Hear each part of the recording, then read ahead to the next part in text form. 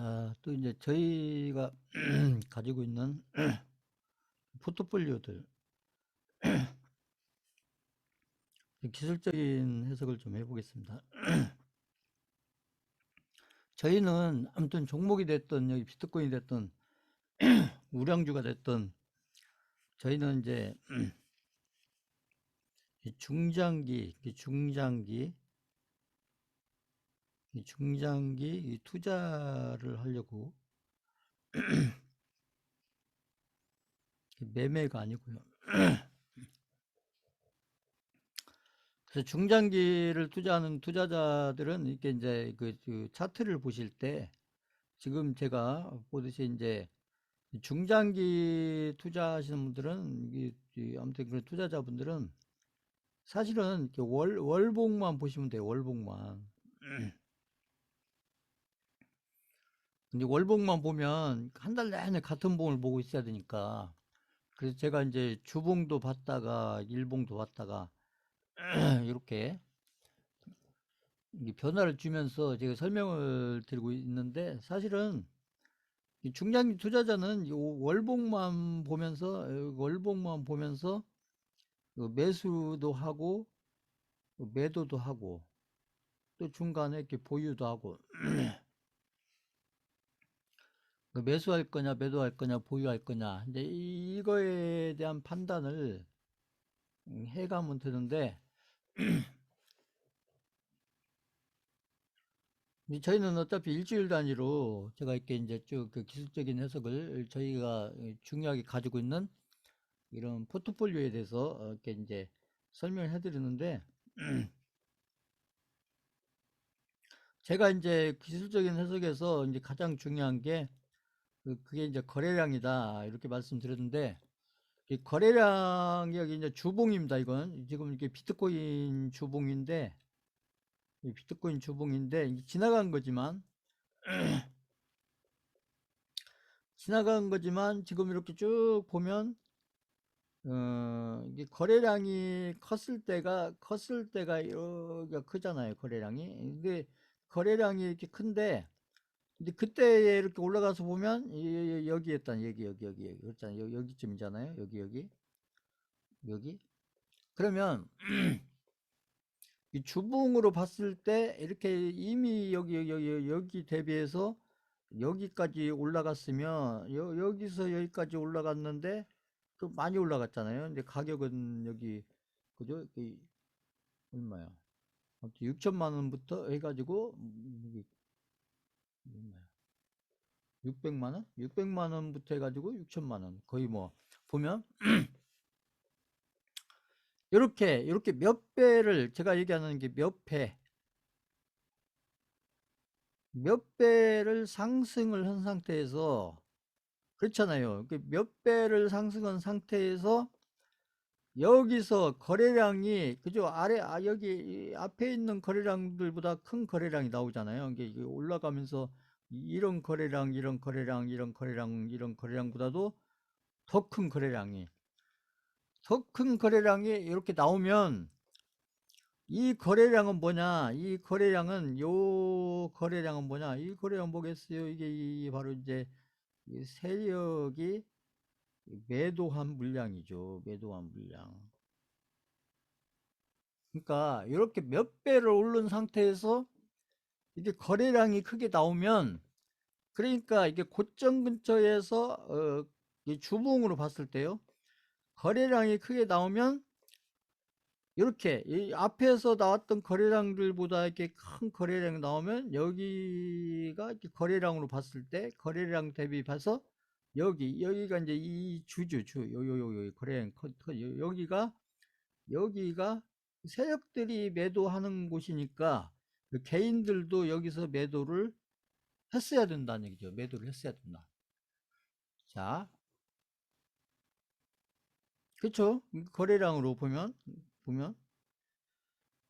여기 앞에도 마찬가지죠. 앞에도 여기 거래량이 크게 나왔잖아요. 거래량 여기쯤 거래량이. 그러니까 거래량이 크게 나오면 여기가 이 거래량이 큰 게 이게 뭐냐 누가 파는 거냐 이게 고점권이니까 고점권에서 거래량이 크게 나오면 그렇잖아요. 여기 고점권이잖아요. 고점권. 고점권에서 거래량이 크게 나오면 그것은 매도를 누군가 많이 한다는 얘기죠. 그건 누가 매도를 하겠느냐? 고점권에서. 그 개인들이 막, 개인들은 여기서 사고 있을 텐데요. 개인들은 여기서 사고 있는데 세력들은 이렇게 거래량을 크게 만들면서 매도를 한다. 근데 개인들은 이 거래량의 의미를 모르기 때문에 여기서 더 산다, 더 산다. 얘기해요. 반대로 얘기해서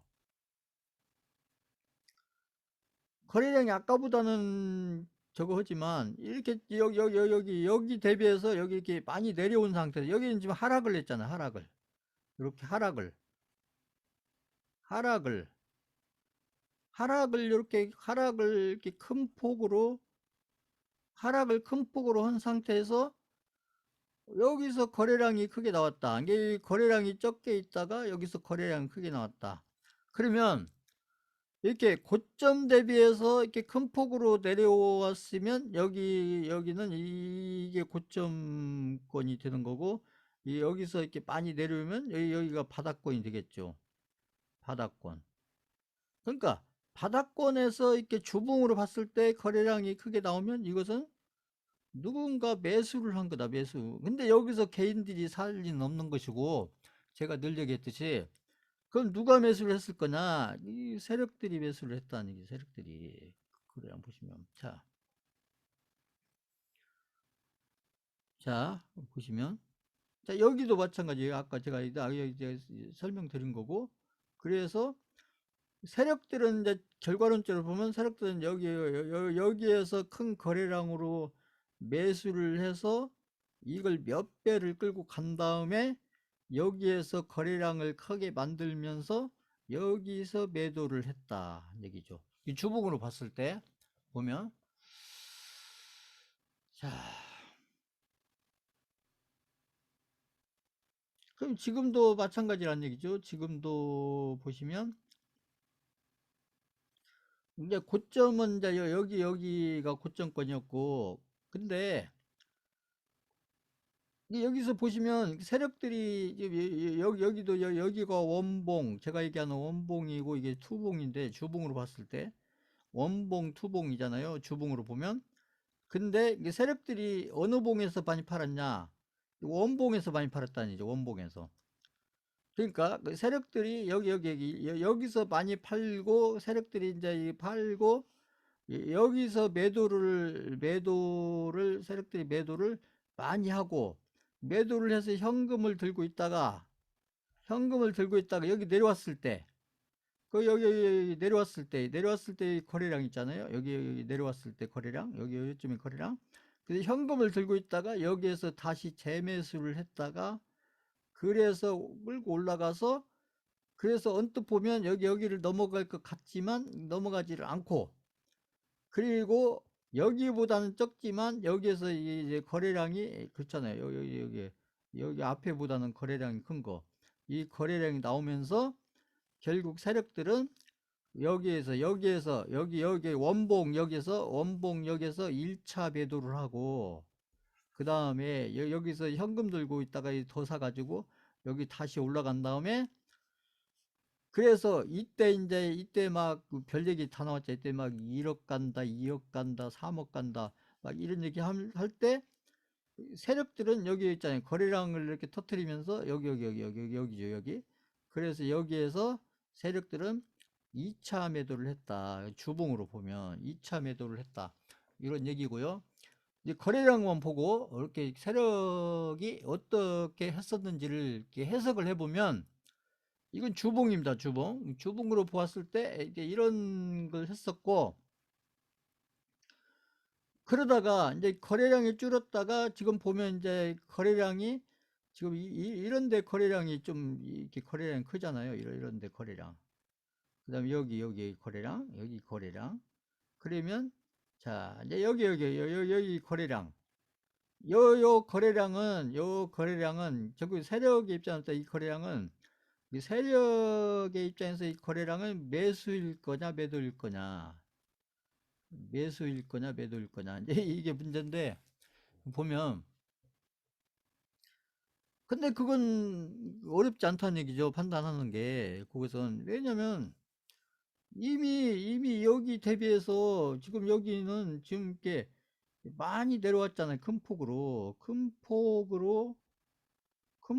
하락을 한 상태에서 주봉으로 봤을 때요.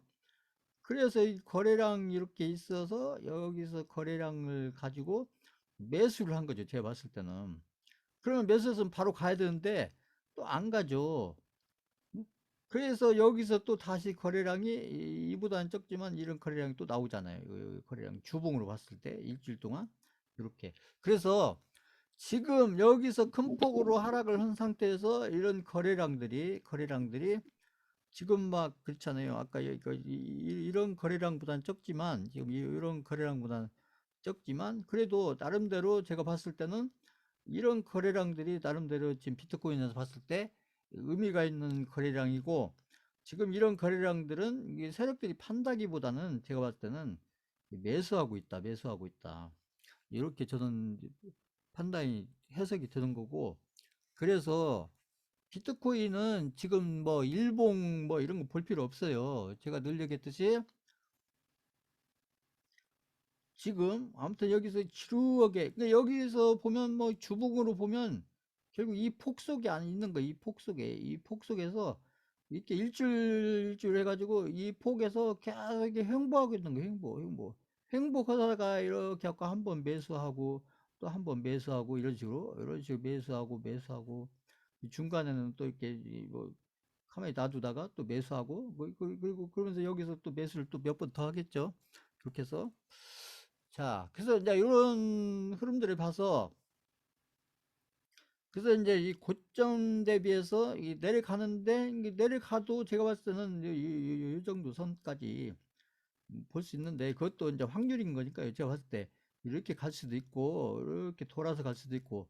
근데 확률로 봤을 때는 이게 횡보하는 게 아무래도 이렇게 내렸다 갈 모양이다. 이제 이렇게 해석이 될 확률이 높고, 그랬을 때 이제 여기 개인 투자자들이 해야 되는 건 뭐냐면 이 수강생들이 해야 되는 거는 제가 이런 구간들 앞으로 여기 지나간 거 앞에는 앞으로 이런 구간들이 오면 이제 분할 매수 하기에 좋은 타이밍이다. 이 분할 매수 하기에 좋은 타이밍이기 때문에 이 분할 매수를 제가 할 때 몇 번에 걸쳐서 할 거냐 그래서 최대한으로 하라 최대한으로 다른 매수할 것에 대비해서 최소한도 제가 이제 종목 같은 경우는 10번 이렇게 얘기했지만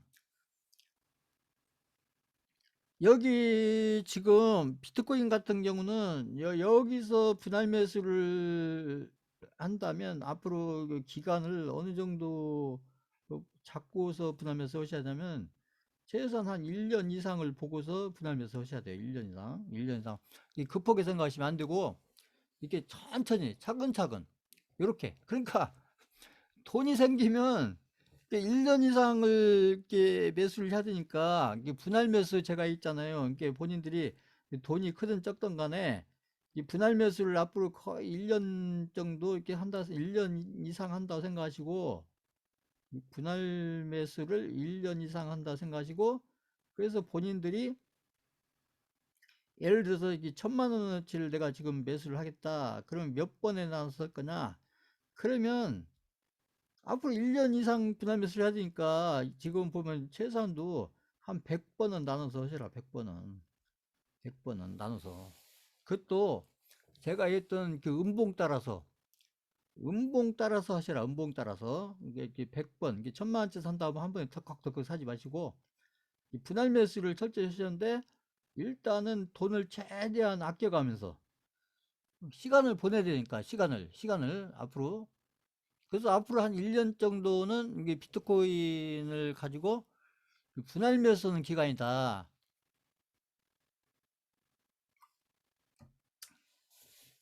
그렇게 보시고서 진행을 하시면 그러면서 시간을 보내야 된다는 시간을 제가 아까 제가 중장기 투자자는 다른 거 아니에요. 중장기 투자자는 이 바닥권 그죠? 이 바닥권이라니까요. 이 바닥권. 중장기 투자자는 이 바닥권에서 제가 했던 매수를 이렇게 분할 매수를 하면서 누가 시간을 시간을 잘 보내느냐, 그걸 지루하게 생각하고 왜 빨리빨리 안 가냐, 막 이렇게 하실 게 아니라, 남들보다 훨씬 분할 매수를 길게 하면서, 길게 하려면 돈을 최대한 아껴가면서 해야죠. 아껴가면서. 이렇게 해서. 그러니까 내가 해서 100만 원치 사겠다 그러면 그냥 분할 매수를 만 원씩 이렇게 하시라는 얘기죠. 1000만 원이면은 100번이면은 그렇잖아요. 10만 원씩 10만 원씩 10만 원씩 이렇게 100번 하시면 되는 거고 그렇잖아요. 응? 그, 그래서 내가 뭐 여기서 비트코인 하나를 사놓겠다. 그래서 내가 한 지금 가격이 2,300만 원 정도 되니까 그래서 한 2천만 원치 내가 이거 사놓겠다. 그러면 한 번에 사지 마시고 또 급하게 사지 마시고 막 가면은 또 쫓아가고 막 이러지 마시고 최대한 한 100번 정도 나눠서 앞으로 한 1년 정도는 분할 매수 기간이다. 이렇게 생각하시고 이렇게 해서 분할 매수를 하면서 시간을 보내는 게 중요하고 지금 제가 그 일주일 단위로 차트를 자꾸 보여드리면서 설명하는 것은 사실 이런 데서 봤어야 되는 거예요. 이 비트코인이 감각이 있으려면 이런 데서 분할 매수하면서 이런 데서 분할 매수하면서 시간을 보냈었어야 된다. 시간을. 지금도 마찬가지다. 지금도 여기에서 이제 어떤 그림으로 갈지는 모르겠지만 그렇게 정해져 있는 건 아니니까 여기에서 최대한을 분할 매수하면서 지금부터 한 1년 이상 이렇게 예상하고 분할 매수하면서 그렇게 시간을 보내면 된다. 이런 얘기죠. 그러면서 이제 저희처럼 일주일 단위로 이렇게 하면 이제 일주일 동안 어떻게 달라졌나 이렇게 그냥 봐가면서 그냥 시간을 보내면 된다. 지금 당장 비트코인 사서 막 갑자기 무슨 막 그냥 두 배를 가고 세 배를 가고 몇 배를 가고 이런 게 아니고요. 보면 자, 그 다음에 이더리움도 마찬가지입니다. 이더리움도 지금 뭐 일주일 동안 보면 여기에 봉 하나 더 생긴 거예요. 다른 거 없죠. 여기 제가 늘 얘기했듯이 여기 봉 하나 더 생겼는데 그 이더리움도 마찬가지고요. 이더리움도 그 비트코인과 맞춰서 내가 이더리움을 조금 더 사놓겠다. 그러면 급하게 사지 마시고 최대한 나눠서 분할만 쓰라.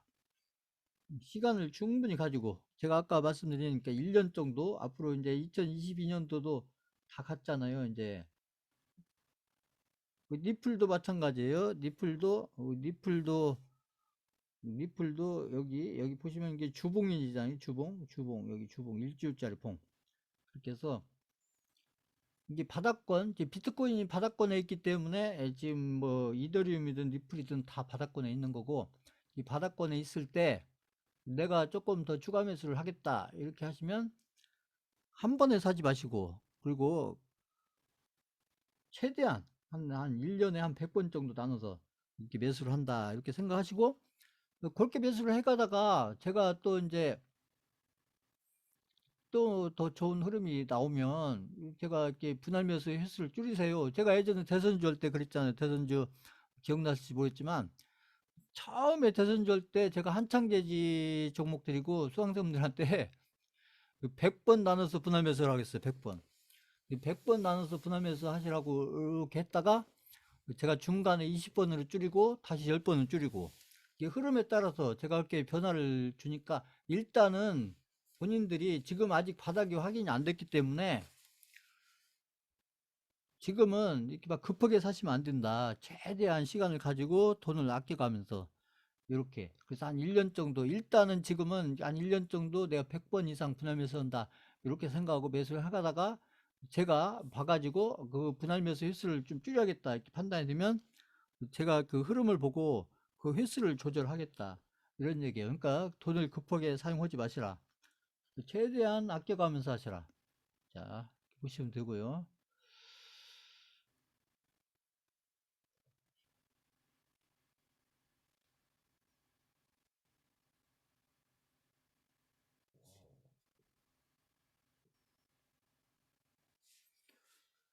그 다음에 이 계좌는 뭐 지난주나 뭐 별 차이 없어요. 여기 제가 늘려도 이건 볼 필요 없습니다. 이 계좌는 원금 2천만 원짜리인데 이게 4,100만 원 갔다가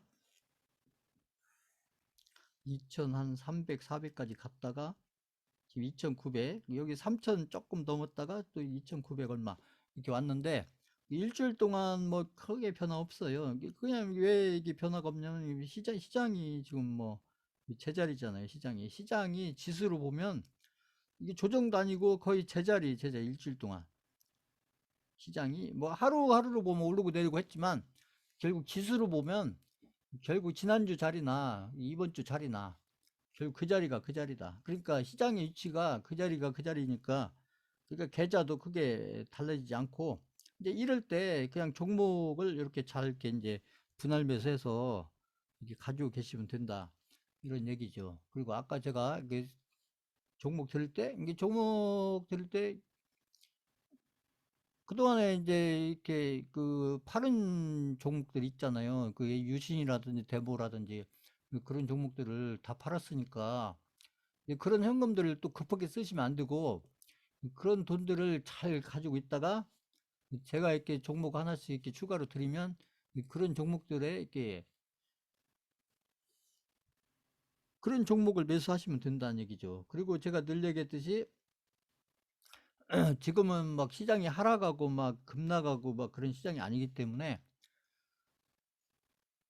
항상 투자자는 이렇게 포트폴리오를 관리할 때, 특히 종목 그 포트폴리오를 관리할 때 현금 30%, 현금 30%를 잊으시면 안 된다.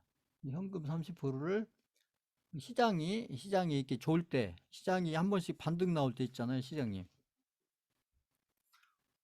이렇게 좋을 때, 그럴 때 이렇게 수익이 이렇게 10% 이상 원금 위에 있거나 아무튼 이렇게 10% 이상 수익이 나 있거나 그런 종목들은 한 30%씩 덜어내서 현금을 만들어 내셔야, 그래야 이렇게 새로운 종목이 나오거나 또 시장이 조정을 받거나 이럴 때 대응을 해서 본인들 계좌를 더 좋은 조건으로 자꾸 만들어가는 거예요.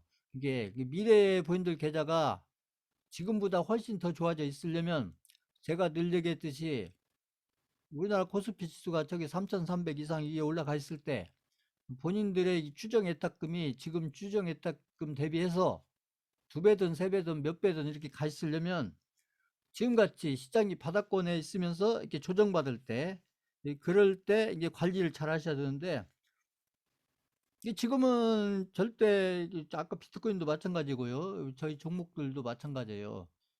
지금은 욕심을 최대한 줄이면서 리스크 관리를 중점적으로 해야 되는 그런 시기입니다. 그래서 리스크 관리를 잘하면서 준비를 잘하고, 그리고 이게 좋은 종목 하나씩 이렇게 찾아지면 그런 종목들 이렇게 잘 이렇게 포트폴리오 구성해서 그렇게 해서 그 흐름을 따라가는 그런 것을 지금 잘 하셔야 될 때예요. 보면. 자, 그 다음에 오늘 환율은 보시면 아까 제가 이렇게 환율도 이게 지표예요, 지표. 환율은 제가 늘 얘기했듯이 여기 고점 지나서 여기 개바락 나왔잖아요. 개바락 이 개파락이에요. 개파락. 여기 이렇게 떨어지고 여기 또 전저점 깨고 여기 또 전저점을 깰랑말랑 하고 있잖아요.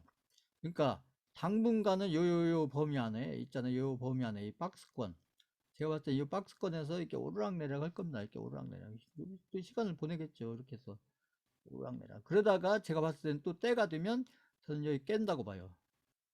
여기 전저점 또 깬다. 당장은 아니겠지만 이 시간이 좀 1주든 2주든 3주든 이렇게 시간이 지나면 결국은 환율은 결국은 하락 추세로, 제가 늘 얘기했듯이 이미 환율은 하락 추세로 접어들었다. 하락 추세로.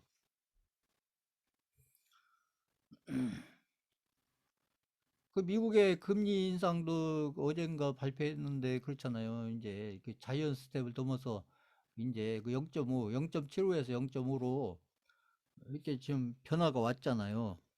근데 그건 시장에서 어느 정도 예상했던 부분이기 때문에 뭐 특별한 호재는 아니에요. 다만 이제 그 0.75로 이렇게 올린 것보다는 0.5로 한 것이 나쁘진 않죠. 뭐 좋다 이게 아니고 나쁘진 않다, 나쁘진 않다.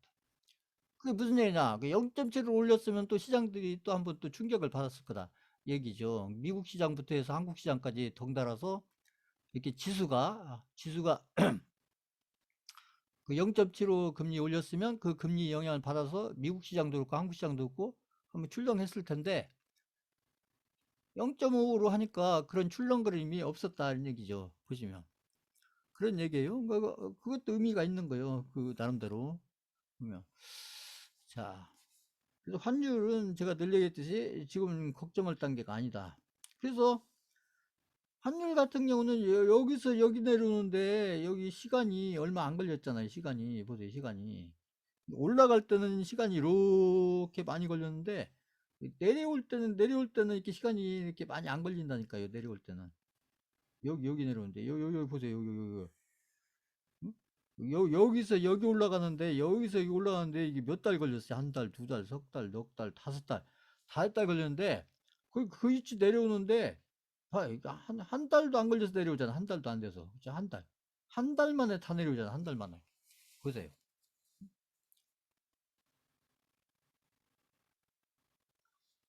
그래서 잘 보시면 뭐든지 보면 이게 이제 기술적인 해가면서 이제 그런 특징들을 패턴을 이렇게 알아두셔야 되는데 이게 상승은 뭐든지 보면 상승은 이렇게 완만히 천천히 이루어져요. 천천히. 그래야 개인들이 눈치를 못 채니까 이렇게 해서 그랬다가 고점에서 세력들이 팔고 나면 이것도 세력들이 팔으니까 이렇게 나온 거죠. 달러를 파니까. 이러니까 그러니까 거의 급락성으로 떨어진다니. 급락성. 그러면 환율이 이렇게 급락성으로 떨어지는 것은 우리 코스피 시장 입장으로서는 좋다는 얘기죠. 제가 늘 얘기했듯이 좋다.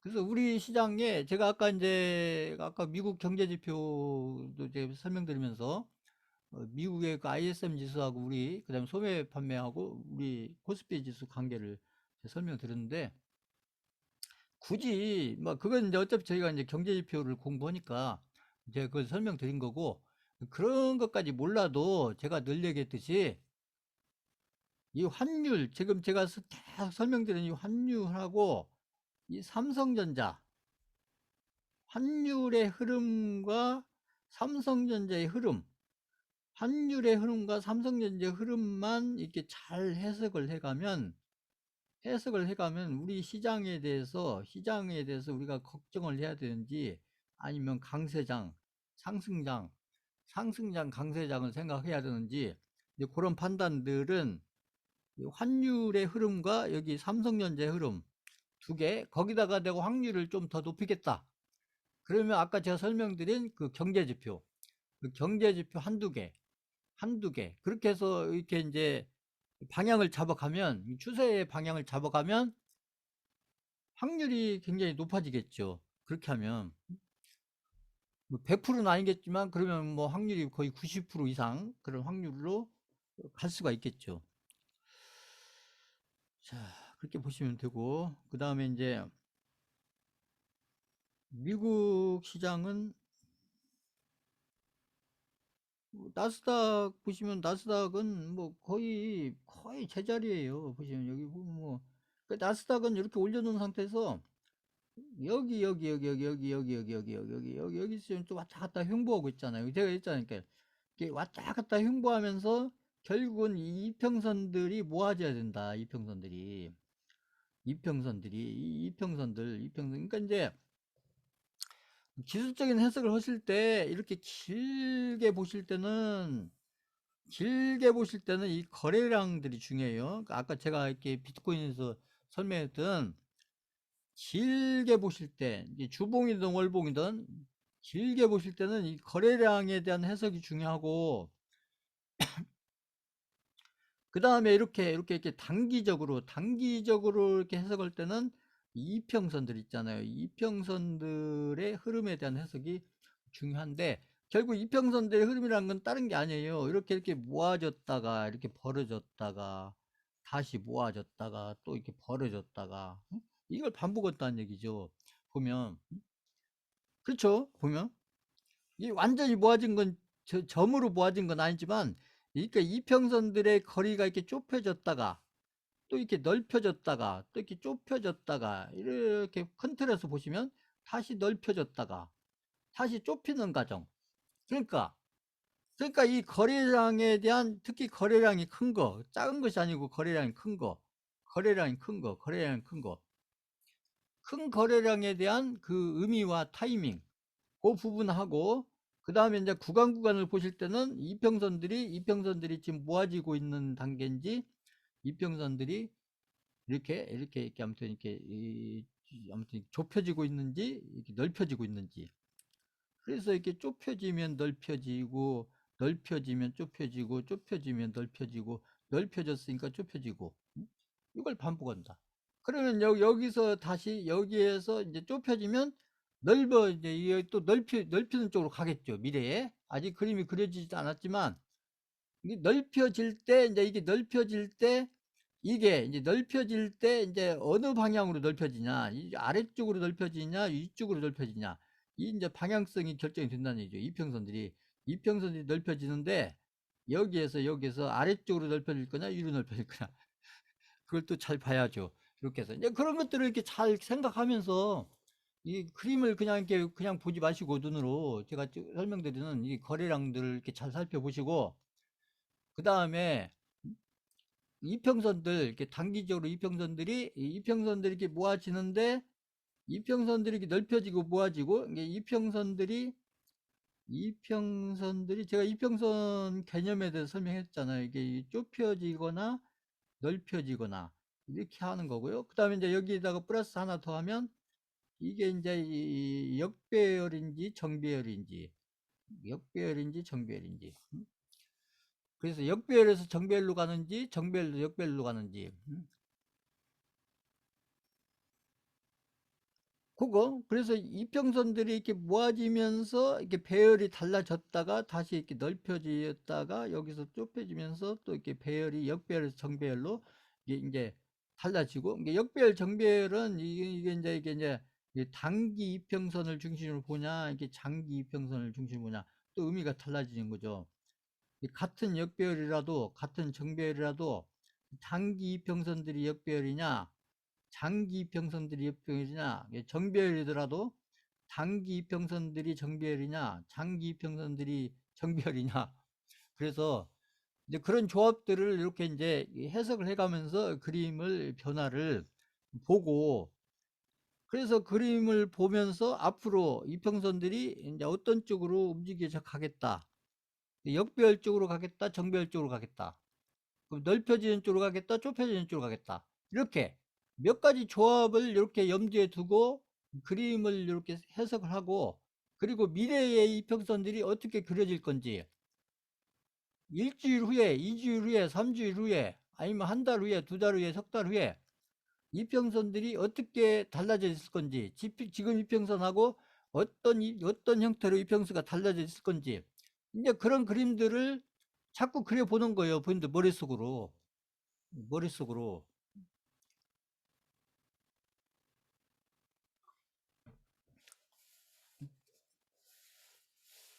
그래서 본인이 생각했던 그런 그림들하고 실제로 시장에서 그려지는 그림들하고 같은 식으로 나오는지 아니면 차이가 많이 나는지, 그것을 본인들이 자꾸 비교를 해보면 되잖아요.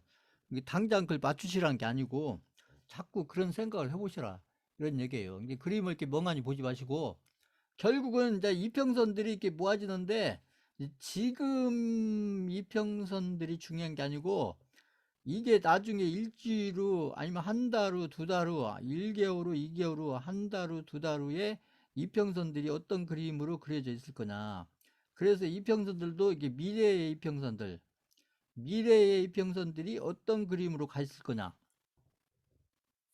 그것을 머릿속에 자꾸 그려봐야 된다. 근데 그런 그림을 그리려면 지금 그려지고 있는 이평선들이 어떤 과정을 거쳐서 이런 이평선들이 그려지고 있는지, 이런 것들을 자꾸 살펴보셔야, 그래야 미래의 이평선들이 어떤 이평선들로 이렇게 어떤 이평선의 그림으로 그려져 있을 건지, 그런 것들이 본인들 머릿속에서 그려지게 되면, 그러면 그런 속에서 미래의 그런 종목이나 아까 얘기한 비트코인이나 이런 것들이 어떤 흐름으로 가 있을 건지, 그다음에 어떤 위치에 가 있을 건지 이런 것들이 확률이 상당히 높게 그림이 그려질 수가 있다 이런 얘기죠.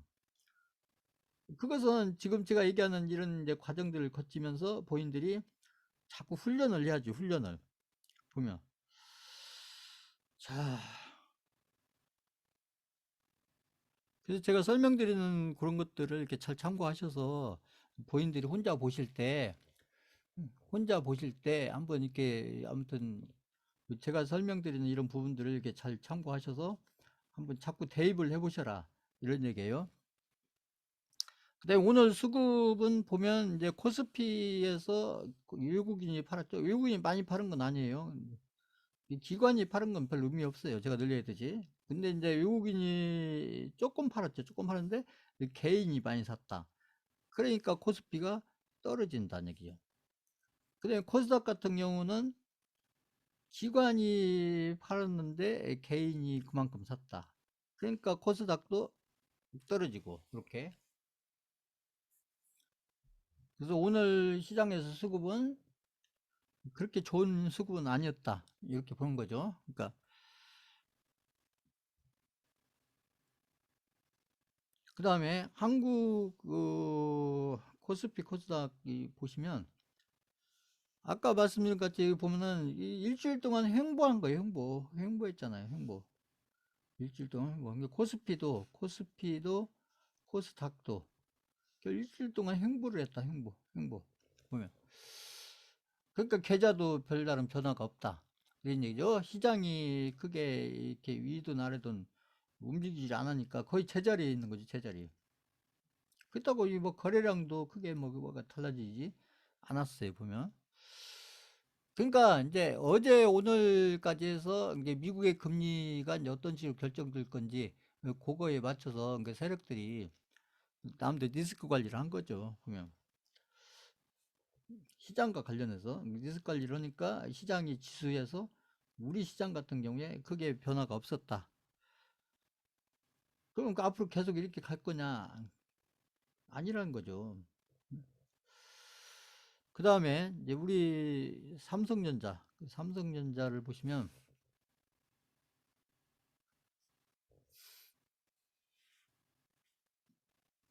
삼성전자는 제가 늘 얘기했듯이 삼성전자도 마찬가지입니다. 삼성전자도 지금 여기서 보면 이 폭속에 있는 거예요. 이 폭속에 요 폭속에서 이렇게 올라갔다가 다시 조정받았다가 이렇게 올라갔다가 조정받았다가 여기 또 내려왔죠. 여기 보면 이렇게 해서 자 이걸 지금 반복하고 있는 거예요. 여기 이렇게 요 폭 이게 이게 요 구간이 좀 길잖아요. 여기 보면 이렇게 한 달하고도 여기 또 이렇게 보름 이렇게 지나가고 있는데 그래서 요게 삼성전자가 이렇게 63,000원 정도 간 다음에 6만 원도 살짝 깨는 이런 이게 이제 제가 얘기한 삼성전자가 조정을 받는다. 그러니까 삼성전자가 조정을 받으니까 결국 우리 코스피도 살짝 조정을 받는다. 그렇다고 이게 큰 폭은 아니죠. 보면 조정을 받는데 이 조정의 폭이 큰 게 아니고 작다는 얘기죠. 조정폭이 작다 보면. 그래서 시장은 아까 제가 말씀드린 것처럼 이렇게 환율의 흐름하고 여기 지금 삼성전자 삼성전자의 흐름이 이렇게 지금 이게 나쁘지가 않기 때문에 시장의 흐름도 그렇게 나쁜 건 아니에요. 시장의 흐름도 보면 바로 이렇게 막 올라가지를 못해서 그렇지. 근데 지금 시장이 이렇게 바로바로 올라갈 시장은 아니다. 제가 얘기했잖아요. 그거. 그래서 지금 뭐 올해도 다 갔지만 내년도 뭐 지수 관련해서 여러 가지 얘기들을 하던데 내년도 아마 박스권일 거예요. 제가 봤을 때는. 저는 그렇게 예상합니다. 내년도 시장은 박스권이 있다. 그럼 박스권이면 나쁘냐? 그렇지 않아요. 그래서 지금처럼 시장이 박스권에 있을 때는 지금 삼성전자 자체가 이게 상승장이라면 삼성전자 자체가 요렇게 가야 돼. 요렇게 삼성전자가 요렇게 가야 이게 상승량인데, 그러니까 이렇게 조금 올려놓고 또 이렇게 조정받고 또 조금 올려놓고 또 조정받고 이러면서 가겠죠. 가더라도 보면 이게 본격적인 상승장이나 강세장은 아니다. 그래도 나쁘지 않다.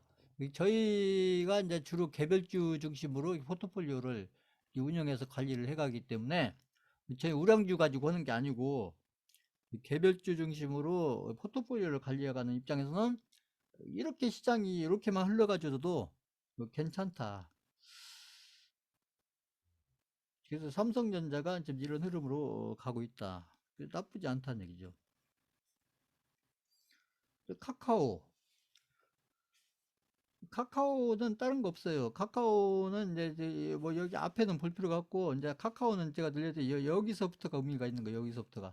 그래서 여기 거래량, 그 다음에 여기 장대양 뭐 하나 만들고, 거래량이 별로 없잖아요. 그리고 여기서, 그래서 카카오도 삼성전자 비슷해요. 여기서 지금 조정받고 있는 거예요. 조정.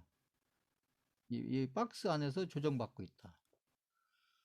이미 이렇게 거래량들이 이렇게 나왔었다. 이 거래량의 의미를 제가 지난주도 설명드리고 했잖아요. 그래서 이 거래량들이 지금 가만히 있는 거예요. 그러다가 이제 때가 되면 또 이게 이제 어떤 흐름을 만들겠죠. 이게 이 박스권에서 나름대로 만들겠죠. 근데 중요한 것은 이제 저는 여기가 저는 이제 카카오 같은 경우는 여기가 저는 바닥이었다 이렇게 판단한 거예요. 이게 바닥이었다 이렇게 보는 거고요. 그 다음에 SK 바이오사이언스도 마찬가지입니다. SK 바이오사이언스도 이제 여기 끊어가지고 여기서부터 보면 돼요. 여기서부터. 그래서 여기가 바닥이었고, 그 SK 바이오사이언스 여기가 바닥이었고, 바닥이었으니까 금방 가냐 아니라는 거죠. 근데 이제 여기 보면 거래량들이 이렇게 크진 않지만 다른 데 거래량들이 이렇게 있잖아요. 보면. 그래서 이렇게 올라가는 듯 하다가 다시 여기서 다시 조정을 하죠. 조정을 이렇게. 반대예요, 아까. 그래서 바닥에서 이렇게 올라가다가 횡보한다. 이게 바닥에서 올라가다가 횡보한다. 그러면 여기서 횡보가 끝났을 때 방향을 이렇게 잡을 거냐, 이렇게 잡을 거냐. 이게 확률로 봤을 때 저는 이렇게 잡을 확률이 높다. 그랬으면 좋겠다가 아니고 확률로 봤을 때 위로 방향을 잡을 확률이 높다.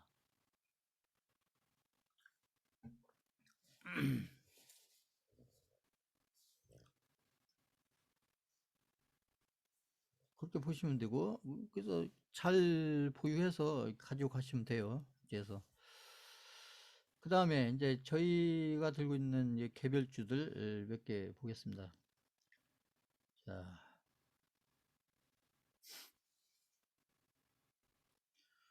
요 있잖아요. 까뮤 ENC도 저희가 들고 있는 종목인데, 그 까뮤 ENC도 이제 여기에서 그림을 본다면 여기서부터 보면 돼요. 여기서부터 보면 아마 제가 봤을 땐 여기가 바닥이었고, 그 다음에 이렇게 이평선이 이렇게 멀리 있다가 이 이평선이 좁혀지고 있잖아요. 좁혀지면서 여기 241평선, 242평선을 어떻게 해보려고 지금 이렇게 막 꼬리를 달잖아요. 꼬리를 이렇게 해서. 그러면서 지금 이평선들이 여기 단기 이평선들, 이 단기 이평선들이 이렇게 모아지고 있잖아요. 모아지면서 여기 거래량 나오면서 꼬리 달고, 거래량 나오면서 꼬리 달고, 거래량 나오면서 꼬리 달고. 그래서 아직 241선을 이렇게 이제 돌파해서 올라간 건 아닌데, 지금 241선을 돌파해서 올라가려고 지금 그런 그림들을 지금 그리고 있다. 그래서 제가 늘 얘기했듯이 이런 그림들을 잘 봐두시라는 거예요. 여기 거래량하고 여기 어차피 저희가 들고 있는 종목이니까 보시면. 그래서 이제 이런 그림들이 나중에 한 달 후, 두 달 후, 석 달 후 이제 어떤 그림하고 연결이 되는지, 지금 이렇게 봤던 그림이 나중에 1개월 후, 2개월 후, 3개월에 어떤 그림하고 연결되어 있는지, 그런 그림들을 자꾸 보시면 된다. 나중에 이제 이게 또 나름대로 막 이런 데를 넘어가서 어떤 그림을 그리고 있으면 이때 가서 제가 다시 이 그림을 다시 얘기를 하겠죠. 나중에. 자, 그 다음에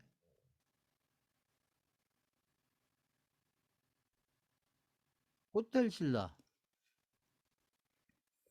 호텔 신라는 제가 얘기한 이제 호텔 신라도 마찬가지. 호텔 신라도 이제 여기서부터가 이제 그림이 의미가 있는 건데 보시면 여기 최근에 와서 이제 이런 거래량에다가 여기 보면 장대 양봉이 하나, 둘, 셋, 넷, 다섯. 일주일 동안 장대 양봉 나오고 그다음에 여기 내려오는 것은 지금 여기하고 여기하고 이렇게 해서 지금 조정을 받고 있는 거다. 기본 게 조정을. 근데 중요한 건 제가 얘기한 이렇게 이제 거래량 뜨는데 이 가격들은 이 폭 속에 있다. 이거 누군가 관리하고 있다는 얘기죠. 관리하고 있다. 보시면. 자, 그다음에 범양건영도 마찬가지예요. 범양건영도 이제 잘라서 본다면 여기서부터 보시면 된다. 여기서부터. 근데 여기 이제 여기 지금 거래량들 나오는데 이제 이평선들이 많이 좁혀져 있잖아요. 이평선들이 많이 좁혀져 있는 상태에서 결국은 여기에서 지금 여기까지 다시 조정을 받잖아요. 조정을 받잖아요. 이렇게. 근데 중요한 것은 이 거래량이 없다. 이 거래량이 없기 때문에 지금 가격만 조정을 시켰는 거예요. 이 시간은 물론 당연히 보내는 거고 이렇게. 그런데 여기에서 이제 또 양봉 나오다 음봉 나오다 지금 이걸 반복하고 있잖아요. 이 거래량이 없잖아요. 그러면. 그러니까 이건 조정이에요. 조정. 조정입니다. 지금 여기 바닥에서 올라가는 중에 조정받는 거다. 이게 하락이 아니고요. 하락이 아니고 조정을 받는다.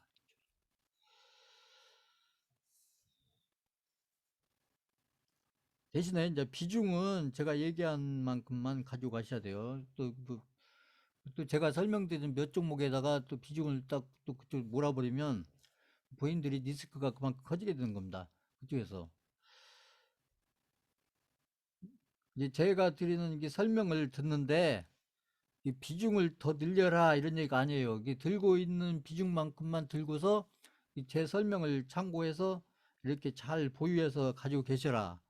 요 설명을 하고 있는 거예요. S트래픽도 보시면 여기 거래량들이 이렇게 쭉 있는데 여기도 이게 그림을 그려보면 이게 몸통을 가지고 그려보면 지금 이 폭 속에 있는 거예요. 이 폭 속에. 이 폭 속에. 근데 조정을 상당히 오래 하고 있죠. 조정을. 이렇게. 조정을. 이게 조정을 이렇게 이제 길게 하면서 이제 개인들 이렇게 지쳐 떨어지게 만드는 거예요. 지쳐 나가 떨어지게 만들다가 이제 이렇게 가면서 지금 세력들은 지금 어떤 뉴스를 지금 기다리고 있는 거죠. 기다리고 있는. 그래서 이왕에 기다리는 거 조정시키면서 이 거래량 없잖아요. 보시면. 그러니까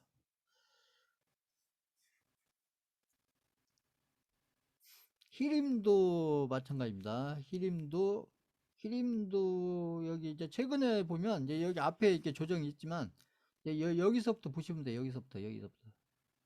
저희가 산 구간이 이런 구간이죠. 이런 구간 보면. 그래서 이렇게 올라갔다가 조정을 받는데 여기도 생각해 보면 여기 조정폭을 조금 크게 가지고 왔죠. 이렇게. 근데 중요한 것은 이제 이런데 이제 그 거래량이 있는데 지금 거래량이 없다는 거예요. 거래량이. 그러니까 지금 시간을 끌면서 이만큼 이 음봉을 여러 개 넣으면서 이렇게 지금 그 가격 조정을 하고 있다. 이런 얘기죠. 중요한 것은 여기가 이게 고점권이 아니고 여기가 바닥권. 고점권이 아니고. 이런 거래량들이 뭐냐, 이 거래량하고 가격이 뭐냐.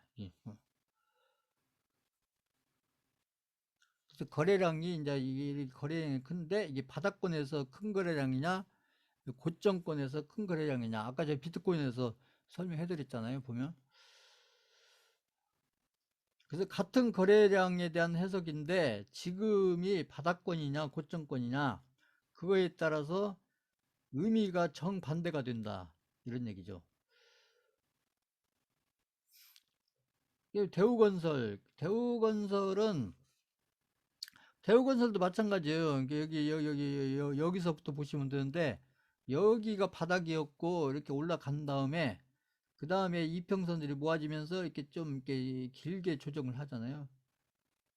근데 지금 현재 이 가격이 4,475원인데 지금 제가 그때도 얘기했어요. 대우건설의 이게 액면가가 얼마인지를 보셔라. 액면가가 얼마인지 보셔라. 그 액면가의 의미가 뭔지 그건 본인들이 한번 공부를 해보시라는 얘기예요. 그 액면가, 그 액면가의 의미가 뭔지.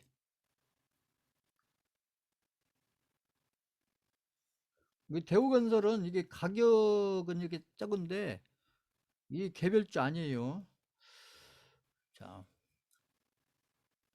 그 다음에 캐리소프트, 제가 캐리소프트를 지금 몇 주째 설명을 드리고 있는데 이게 수강생들한테 이게 좋은 이게 학습 자료이기 때문에 제가 설명을 몇 주 걸쳐서 하고 있는 거예요. 이게 지금 막 금방 간다 이게 아니고 여기 보시면 캐리소프트도 여기 보면 거래량이 전혀 없다가 보시면 그럼 캐리소프트 여기가 바닥이었죠. 여기가 바닥이었고 그다음에 이평선이 완전히 모아진 건 아니지만 이게 모아지면서 여기 보시면 이런 게 매집이라고 매집 매집 매집 오늘도 좀 올랐지만 그래서 뭔가 지금 하려고 하는 거죠. 뭐 하려고 했어요. 이거 보시면. 그러니까 그나마 지금 윤석열 정부 들어서 지금 정책 관련해서 뭔가 좀 이렇게 움직임을 보여주는 게 그쪽이에요. 그쪽 저출산 뭐 요쪽 그 나경원 제가 했잖아요. 나경원 그분 그 위원장 시켜가지고 부위원장 시켜서 그 저출산 관련해서 그 위원회도 조성하고 뭔가 하니까 그 정책주들이 가려면 진작에 그렇게 했었어야 된다니까요. 가려면. 자, 그 다음에 저희가 들고 있는 이지는 여기 이지도 여기 이 거래량이 의미가 있는 거고 여기서부터 보시면 돼요. 근데 이제 거래량이 쫙 없는 상태에서 여기 보면 여기 이렇게 횡보하고 있는 거, 횡보. 역시 이것도 마찬가지입니다. 이것도 이렇게 관리하면서 이 바닥에서부터 이렇게 한 단계 업그레이드 시켜고 관리하면서 역시 뭔가 이렇게 뉴스를 기다리는 거예요. 미래에 나올 어떤 뉴스를 기다리는 중입니다. 그 세력들이 그렇다는 거예요. 세력들이 저희가 아니고. 그 다음에 대우 AL도 비슷하죠. 대우 AL도 여기 거래량하고 그 다음에 여기가 바닥이었고 그림이 비슷하잖아요. 이렇게 보시면 이렇게. 거래량이 또 없잖아요. 보시면 마찬가지입니다. 이게 지금 제가 이렇게 드리는 개별주들은 다른 거 아니에요. 러시아 우크라이나 재건주하고 그다음에 네옴시티 그 두 쪽에 집중을 해서 그쪽 테마에 집중해서 그쪽에 제가 종목을 이렇게 하나씩 추가로 드리고 있기 때문에 거기에 대해서 그 뉴스라는 게 뭔지 그건 생각해 보시면 알잖아요. 그 본인들이. 그 남아토건 같은 경우도 보면은 역시 여기서부터 보시면 되는데 여기가 바닥이었고 그 다음에 여기는 지금 이평선들이 다르잖아요. 이평선들이 이렇게 다르다. 남아토건. 제가 얘기했죠. 그 21대 대선과 관련해서 대선주들이 지금 일부 움직이기 시작했다. 지금 남아토건도 그쪽하고 좀 연관이 돼 있어요. 그 대선주하고 약간 연결이 돼서 지금 이런 그림들을 지금 그리고 있는 겁니다. 예, 잘 봐두세요. 그래서 남아토금을 더 사라 이게 아니고 지금 이렇게 바닥권에 있을 때 이 거래량하고 이평선, 아까 이평선들하고 다르잖아요. 보세요, 여기. 이미 여기 241 이평선을 넘어갔잖아요. 단기 이평선들이. 앞에 종목들에서 봤던 이평선들하고 이 그림이 다르잖아요. 보시면. 자, 그렇게 해서 이렇게 포트폴리오, 저희가 들고 있는 포트폴리오, 이게 특징 있는 종목들 몇 종목 이렇게 살펴봤는데, 다른 종목들도 이 비슷한 그림들이 많이 있어요. 보면 그 중에서 이제 이 수강생들 입장에서 지금 이런 그림 상태에 있을 때 이런 그림들을 이렇게 자꾸 봐두면 나중에 본인들이 나중에 그 어떤 종목을 찾아낼 때 아니면 어떤 종목을 찾아서 관리할 때 본인들이 중장기를 하기 위해서 관리할 때 지금 제가 설명드리는 이런 내용들을 이렇게 잘 참고하셔서 그걸 막 샀다 팔았다 손절했다 익절했다 이렇게 하지 마시고 이런 그림들의 의미를 미래의 그림과 이렇게 연결시키면서 자꾸 본인들이 아무튼 이렇게 미래의 그림을 머릿속으로 자꾸 그려보는 그런 훈련이 필요하다.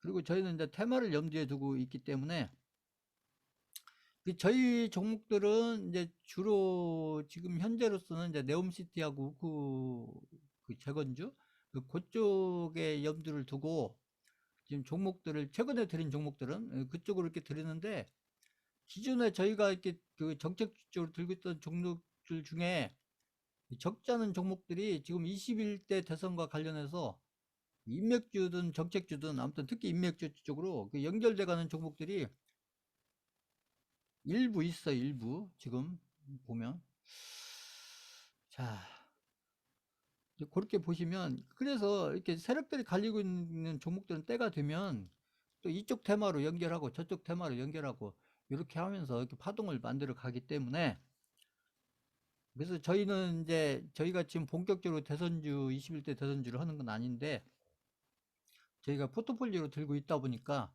이 종목들 중에 몇 개가 지금 이미 차기 인맥주와 관련해서 이미 지금 연결된 종목들이 지금 여러 개 있다.